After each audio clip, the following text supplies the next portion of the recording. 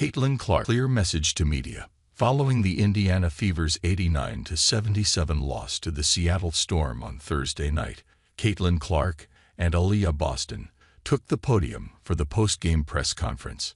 The first question was for Clark. So were the second, third, and fourth questions.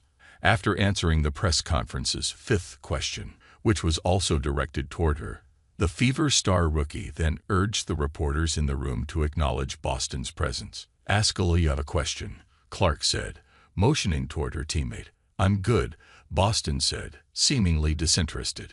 "Ask Aliyah a question," Clark repeated. Clark's gesture comes 1 week after a nice moment between herself and Boston in another post-game press conference, in which the latter interrupted one of Clark's answers to praise her passing ability. While there's been unfounded speculation that Clark's teammates resent her due to her star power and race, that clearly doesn't appear to be the case when it comes to her relationship with Boston, the reigning WNBA Rookie of the Year.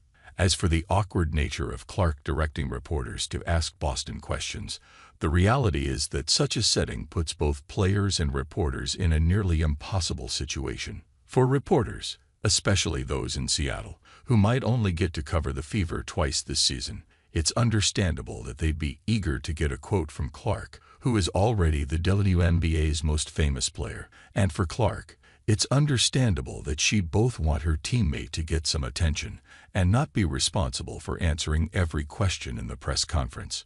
It also puts her in an uncomfortable situation where she can either answer all of the questions directed at her or do what she did on Thursday, which some could view as patronizing.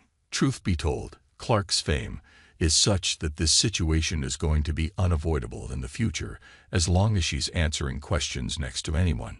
And while that might add some time to the post-game festivities, it would likely benefit all involved for the star rookie to have her own press conferences, especially on the road. On the bright side, at least no one in the press conference called Alyssa.